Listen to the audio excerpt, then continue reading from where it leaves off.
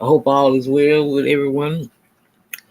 Happy Father's Day to all the fathers who are here and who are gone.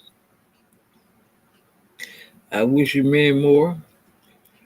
Wishing a happy Father's Day to the fathers who take care of their young ones, not just those that are sperm donors. Happy Father's Day, my kings. And I should say Happy Father's Day to some of my queens because some of y'all are fathers and mothers. Anyway, we're going to get in here with the book of Ecclesiastes.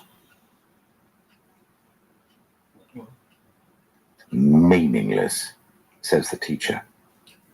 Utterly meaningless. Everything is meaningless. What do people gain from all their labors, of which they toil under the sun? Generations come and generations go, but the earth remains forever. The sun rises and the sun sets, and hurries back to where it rises. The wind blows to the south and turns to the north. Round and round it goes, ever returning on its course. All streams flow into the sea, yet the sea is never full. To the place the streams come from, there they return again. All things are wearisome, more than one can say. The eye never has enough of seeing, nor the ear its fill of hearing. What has been will be again. What has been done will be done again. There is nothing new under the sun. Nope. Is there anything of which one can say, "Look, this is something new"? It was here already long ago. It was here before our time. No one remembers the former generations, and even those yet to come will not be remembered by those who follow them. I, the teacher, was king over Israel in Jerusalem. I applied my mind to study and to explore, by wisdom, all that is done under the heavens. What a heavy burden God has laid on mankind. I have seen all the things that are done under the sun. All of them are meaningless. They're chasing after the wind. What is crooked cannot be straightened. What is lacking cannot be counted. I said to myself, "Look, I have increased in wisdom more than anyone who has ruled over Jerusalem before me. I have experienced much of wisdom and knowledge." Then I applied myself to the understanding of wisdom, and also of madness and folly. But I learned that this too is a chasing after the wind. For with much wisdom comes much sorrow. The more knowledge, the more grief.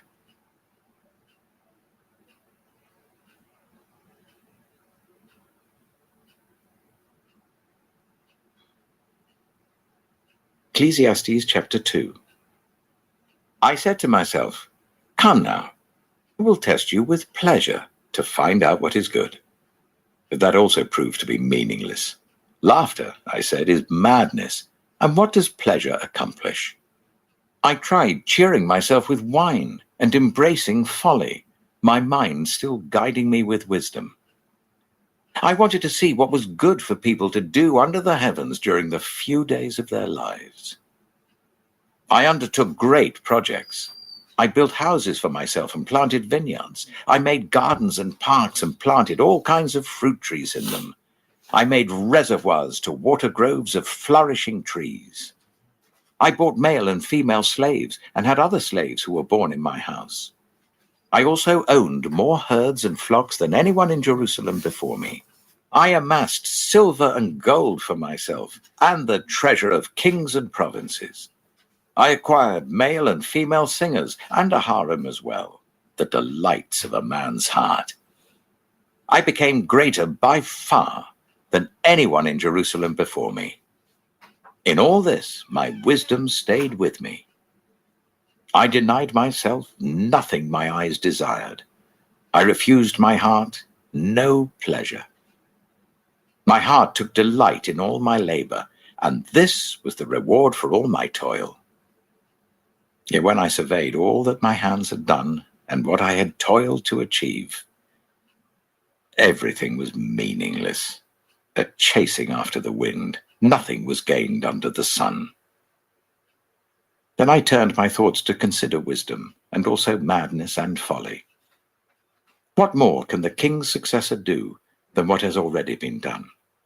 I saw that wisdom is better than folly, just as light is better than darkness. The wise have eyes in their heads, while the fool walks in the darkness. But I came to realize that the same fate overtakes them both. Then I said to myself, the fate of the fool will overtake me also. What then do I gain by being wise? I said to myself, this too is meaningless. For the wise, like the fool, will not be long remembered. The days have already come when both have been forgotten. Like the fool, the wise too must die. So I hated life, because the work that is done under the sun was grievous to me. All of it is meaningless, a chasing after the wind. I hated all the things I had toiled for under the sun, because I must leave them to the one who comes after me. And who knows whether that person will be wise or foolish? Yet they will have control over all the fruit of my toil, into which I have poured my effort and skill under the sun. This too is meaningless. So my heart began to despair over all my toilsome labor under the sun. For a person may labor with wisdom, knowledge, and skill, and then they must leave all they own to another who has not toiled for it. This too is meaningless and a great misfortune. What do people get for all the toil and anxious striving with which they labor under the sun?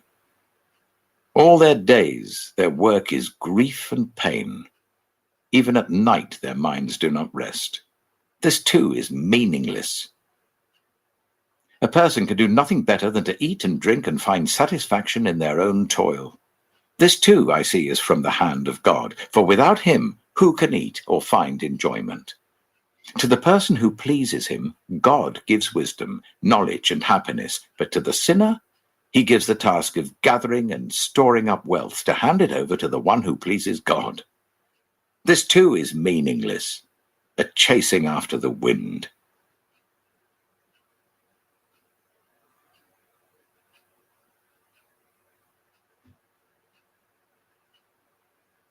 Ecclesiastes chapter 3. There is a time for everything, and a season for every activity under the heavens. A time to be born and a time to die. A time to plant and a time to uproot. A time to kill and a time to heal. A time to tear down and a time to build. A time to weep and a time to laugh. A time to mourn and a time to dance. A time to scatter stones and a time to gather them. A time to embrace and a time to refrain from embracing.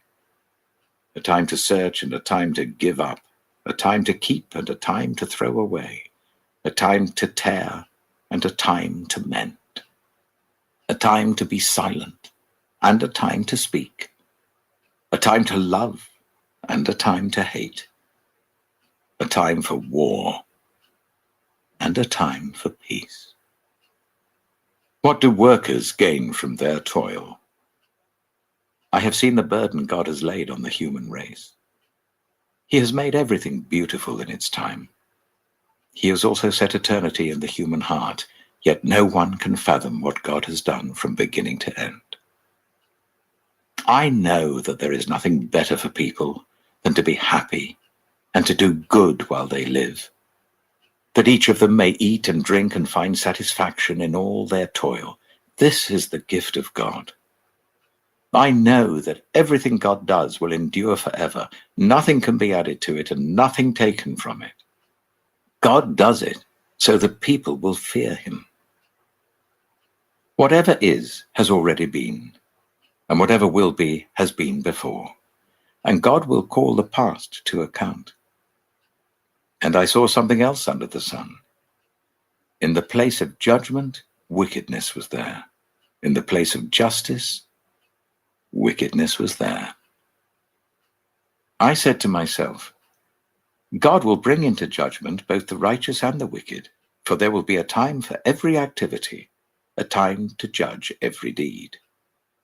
I also said to myself, as for humans, God tests them so that they may see that they are like the animals. Surely the fate of human beings is like that of the animals. The same fate awaits them both. As one dies, so dies the other. All have the same breath. Humans have no advantage over animals. Everything is meaningless. All go to the same place. All come from dust, and to dust all return. Who knows if the human spirit rises upward, and if the spirit of the animal goes down into the earth? So I saw that there is nothing better for a person than to enjoy their work, because that is their lot. For who can bring them to see what will happen after them?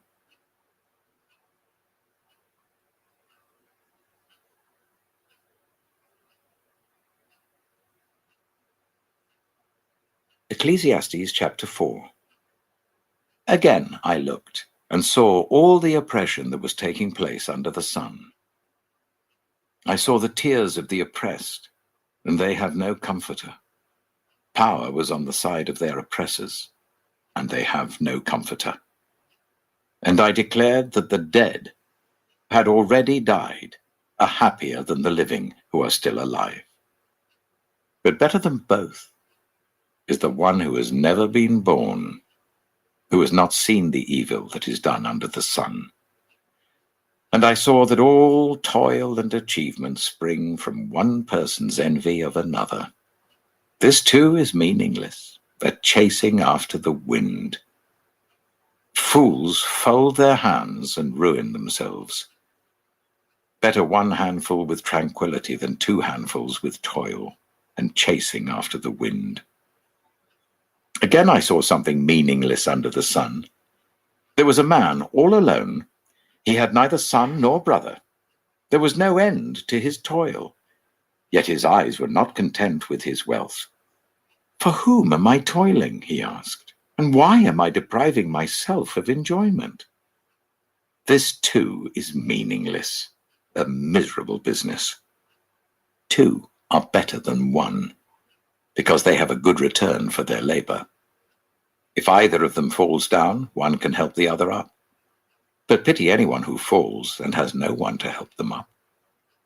Also, if two lie down together, they will keep warm. But how can one keep warm alone? Though one may be overpowered, two can defend themselves. A cord of 3 strands is not quickly broken. Better a poor but wise youth than an old but foolish king who no longer knows how to heed a warning. The youth may have come from prison to the kingship, or he may have been born in poverty within his kingdom. I saw that all who lived and walked under the sun followed the youth, the king's successor. There was no end to all the people who were before them, but those who came later were not pleased with the successor. This too is meaningless, a chasing after the wind.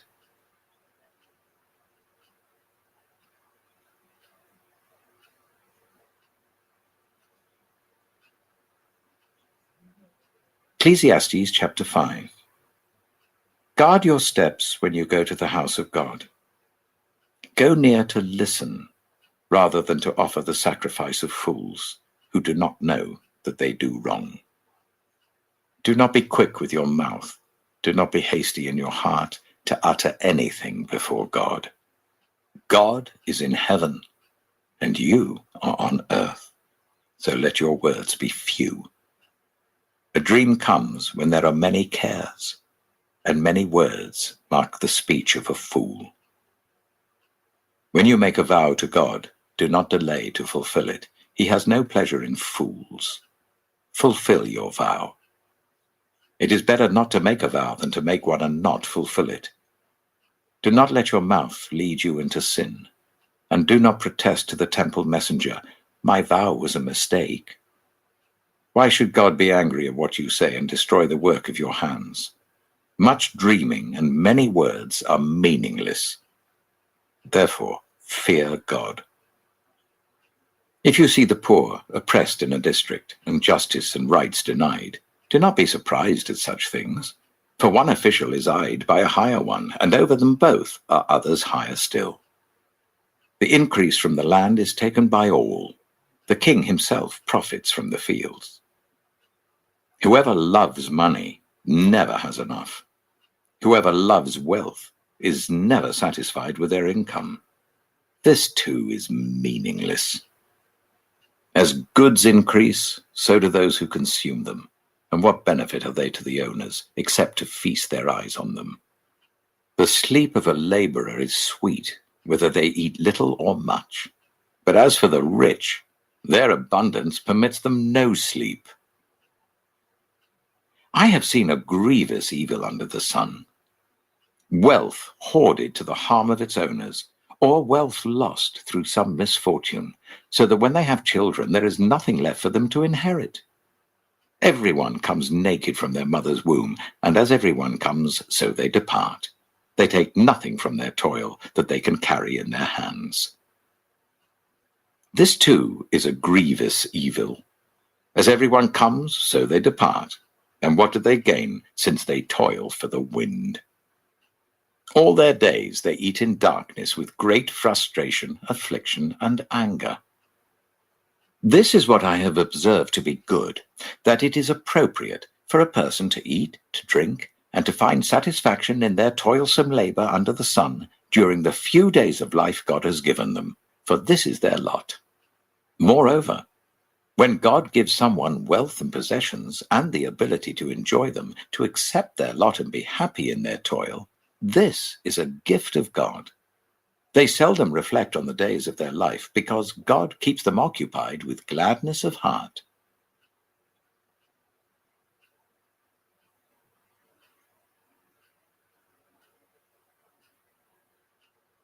Ecclesiastes chapter 6.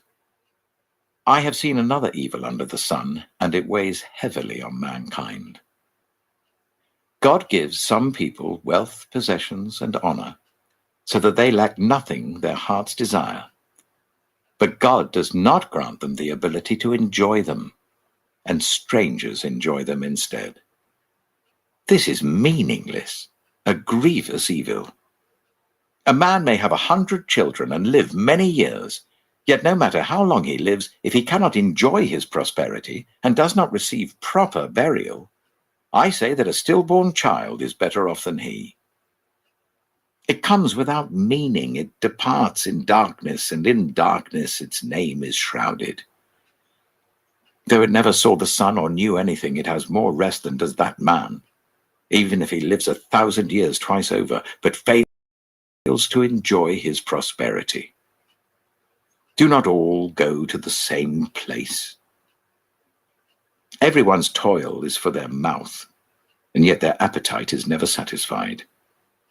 What advantage have the wise over fools? What do the poor gain by knowing how to conduct themselves before others? Better what the eye sees than the roving of the appetite. This too is meaningless, a chasing after the wind. Whatever exists has already been named, and what humanity is has been known. No one can contend with someone who is stronger. The more the words, the less the meaning. And how does that profit anyone? For who knows what is good for a person in life during the few and meaningless days they pass through like a shadow? Who can tell them what will happen under the sun after they are gone?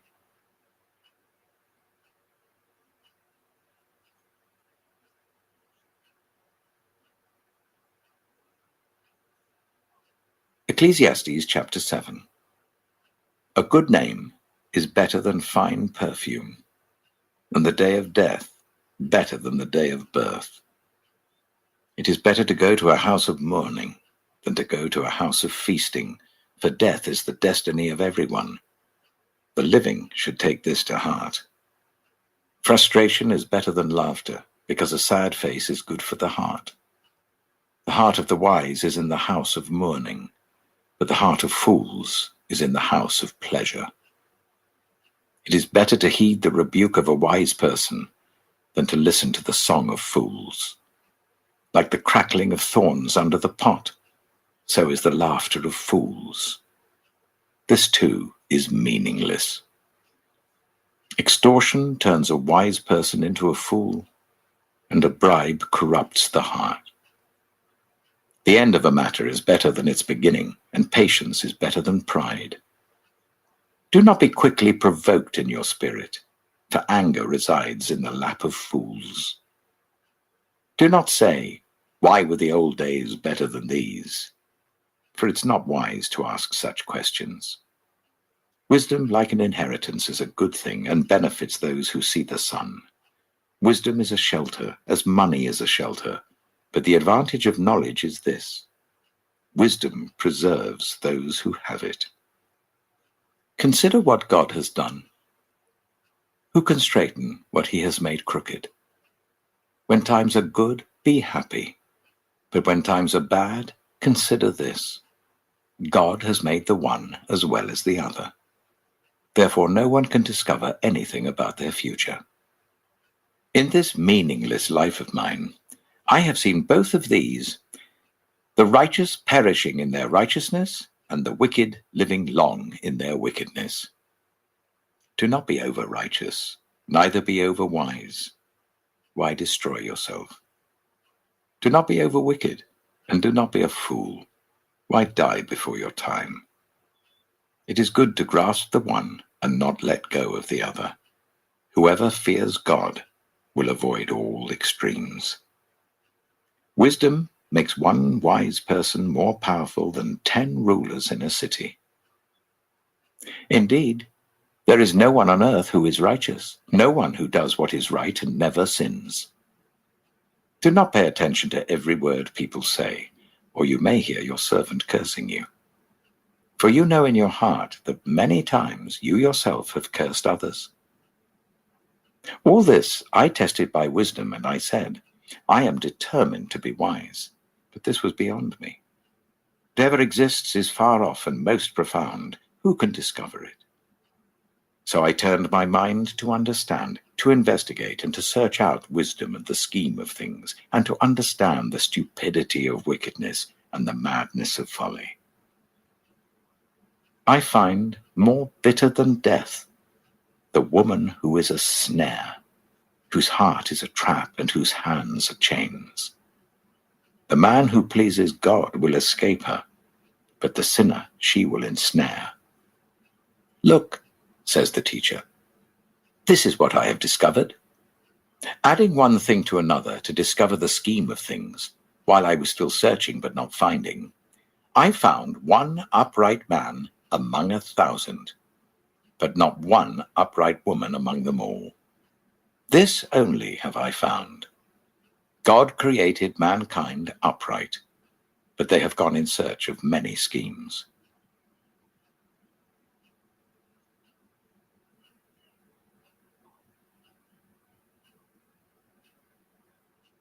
Ecclesiastes chapter 8. Who is like the wise? Who knows the explanation of things? A person's wisdom brightens their face and changes its hard appearance. David De Angelis presents Metaphysics, New Dimensions of the Mind by Anthony Norval. Digitally narrated using the voice of Edward Herman. 36 reasons why this book can change your entire life. For the first time in my 25 years of lecturing and teaching at world-famous Carnegie Hall in New York City, I am presenting the accumulation of my studies of ancient secrets from India, China, Tibet, and the philosophers of the Golden Age of Greece in one simple, practical, and easy-to-understand book which can help you change your life for the better.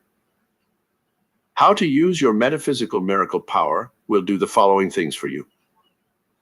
1. You will be able to perform miracles in your own life, just as the master metaphysician Jesus, the Buddha, Confucius, and other great philosophers and teachers have in the past. There are many different forms of miracles, from healing the sick body to the healing of mental and emotional disturbances, healing of social sickness, healing of financial ailments, and the healing of unhappiness, discontent, and fear and worry. 2. You will learn how to release your mind from the limitations of matter and soar into the inspiring and lofty realm of the spiritual dimensions of life. Here it is that all the great souls of history have received their divine inspiration and intuitive guidance for achieving their high goals. 3. You will discover for the first time that there is a miracle-working power within you, which you tap for every purpose in life. This miracle worker, which guided such geniuses as Columbus, Newton, Da Vinci, Michelangelo, Lincoln, Edison, Pasteur, and Burbank, is ready to do your bidding when you once learn how to tap this astounding power. You will change the course of your own destiny, just as these geniuses changed the course of history for all mankind.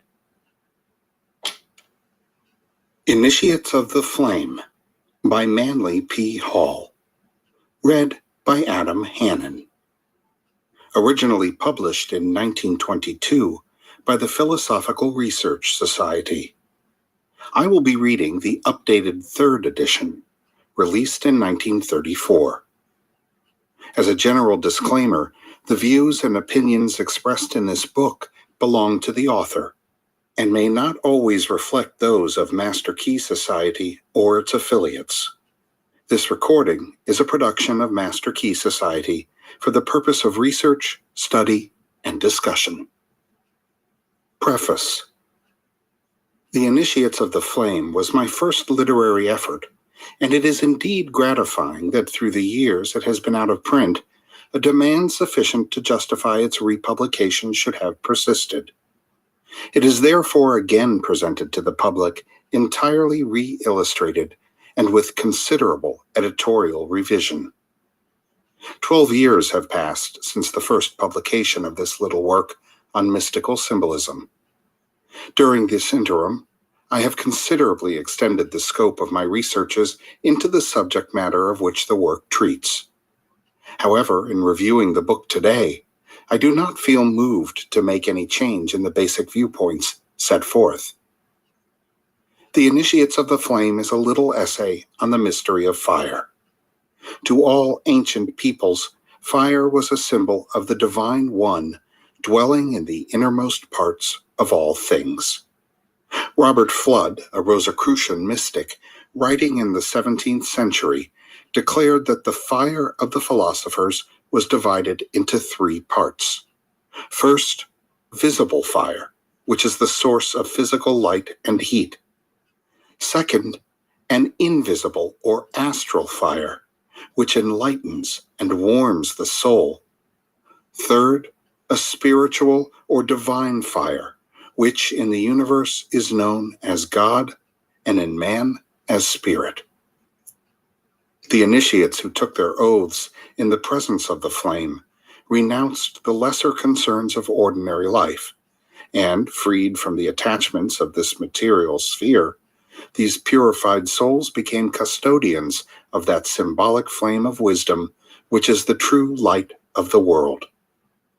This light is a manifestation of the one universal life, that active agent whose impulses are the cause of all sidereal phenomena.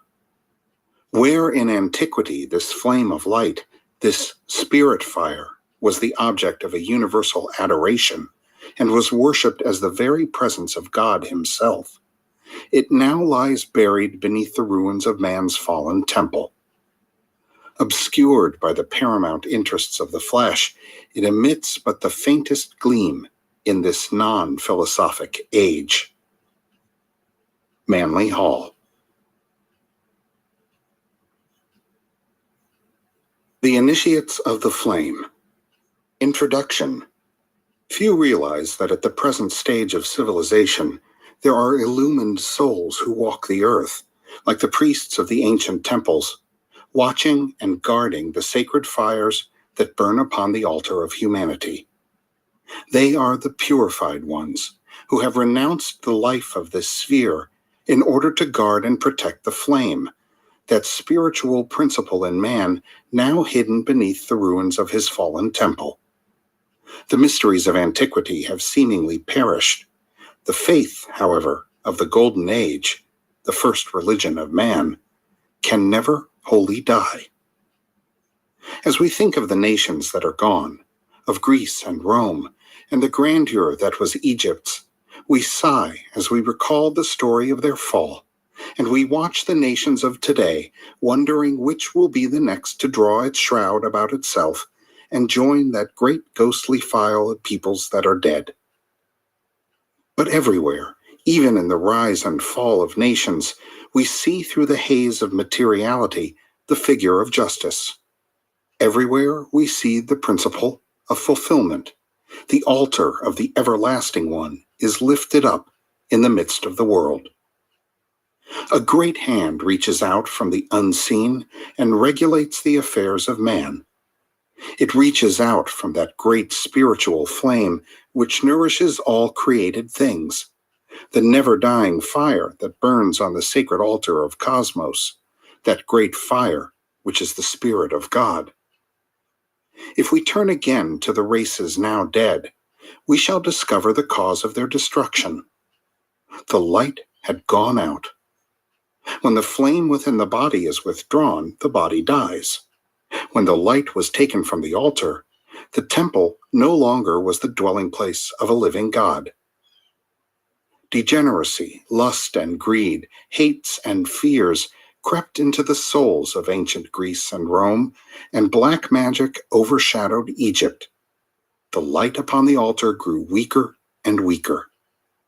The priests lost the word, the name of the flame. Little by little the flame flickered out, and as the last spark grew cold, a once mighty nation was extinguished, buried beneath the dead ashes of its own spiritual fire. But the flame did not die. Like spirit, of which it is the essence, it cannot die, because it is life, and life cannot cease to be.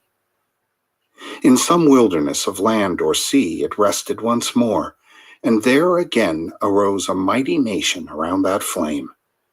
So history goes on down through the ages. As long as people are true to the flame, it remains. But when they cease to nourish it with their lives, it passes on to other lands and other worlds. The worshippers of this flame are now called heathens. Little do we realize that we ourselves are heathens until we are baptized of the Holy Spirit, which is fire. For fire is light, and the children of the flame are sons of light, even as God is light. There are those who, for ages, have labored with man to help him kindle within himself this spark, which is his divine birthright. These are the ones who, by their lives of self-sacrifice and service, have awakened and tended this fire, who through ages of study have learned the mystery it contains, and whom we now call the initiates of the flame. For ages, they have labored with mankind to help him uncover the light within himself. And on the pages of history, they have left their seal, the seal of fire. Unhonored and unsung, they have labored with humanity, and now the stories of their lives are used as fairy tales to amuse children.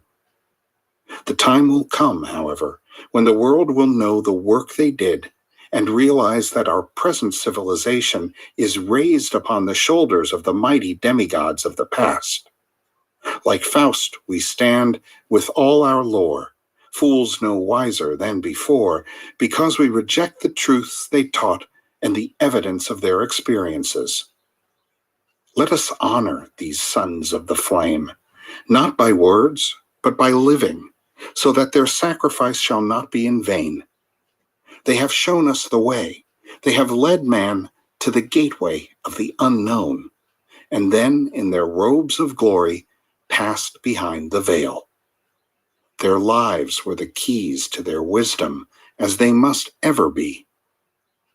Though long ago they passed beyond, they still live in history, beacons on the path of human progress.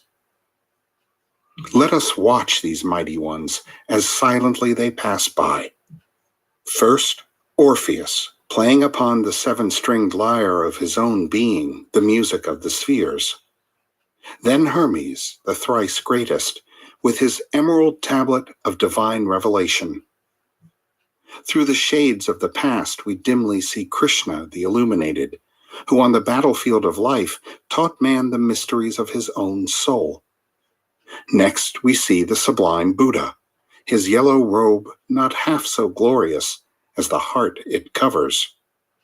And our own dear master, the man Jesus, his head surrounded with a halo of golden flame, and his brow serene with the calm of mastery. Then Mohammed, Zoroaster, Confucius, Odin, Moses, and others no less worthy pass before the inner eye of the student. They were the sons of the flame. From the flame they came, and to the flame they have returned. To us they beckon, bidding us join them in the service of the flame they love. They were without creed or clan. They served but the one great ideal. From a common source they came, to a common place they have returned. No superiority was theirs, but hand in hand they labored for humanity. Each loves the other, for the power that has made them masters has also shown them the brotherhood of all life. In the pages that follow, we shall try to show this great thread, the spiritual thread of living fire that winds in and out through all religions and binds them together with mutual ideals and mutual needs. In the story of the Holy Grail and the legends of King Arthur, we find that thread wound around the table of the king and the temple of Mount Salvart. This same thread of fire that passes through the roses of the Rosicrucians is entwined about the petals of the lotus and around the temple pillars of Luxor. There is but one religion in all the world, and that is the worship of God, the spiritual flame of the universe. Under many names he is known in all lands, but whether as Ishwar or Ammon or God, he is ever the same, the creator of the universe, and fire is his universal symbol. We are the flame-born sons of God, thrown off as sparks from the wheels of the infinite. Around this flame we have built forms which have hidden our light, but as students we are increasing this light by love and service until it shall again proclaim us sons of the eternal. Within us burns that flame, and before its altar the lower man must bow, a faithful servant of the higher. When man serves the flame, he grows, and the light also grows, until finally he takes his place with the true initiates of the universe, those who have given all to the infinite in the name of the flame within. Let us therefore seek this flame and also serve it, realizing that it is in all created things, that all are one because all are parts of that eternal flame, the fire of spirit, the life and power of the universe. Upon the altar of this flame, the writer offers this book and dedicates it to that one fire which blazes forth from God and which is now hidden within each living thing. Forward. The greatest of mystery schools. The world is the schoolroom of God. Our being in school does not make us learn, but within it is the opportunity for all learning. This school has its grades and its classes, its sciences and its arts, and admission to it is the birthright of man.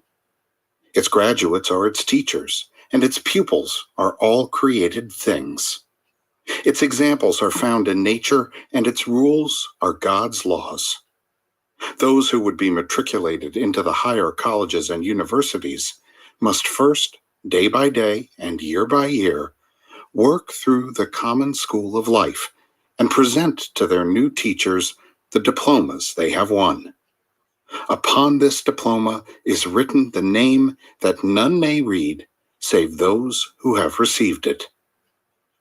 The hours may seem long and the teachers cruel, but each of us must walk the path, and the only ones qualified to go onward are those who have passed through the gateway of experience. God's great school for man. The fire upon the altar. As far back as our history goes, we find that fire has played the most important role in the religious ceremonials of the human race. In practically every religion, we find the sacred altar fires, which were guarded by the priests and vestals with greater care than their own lives. In the Bible, we find many references made to the sacred fires used as one form of devotion by the ancient Israelites. The altar of burnt offerings is as old as the human race and dates from the time when primordial man, lifting himself out of the mists of ancient Lemuria, first saw the sun, the great fire spirit of the universe.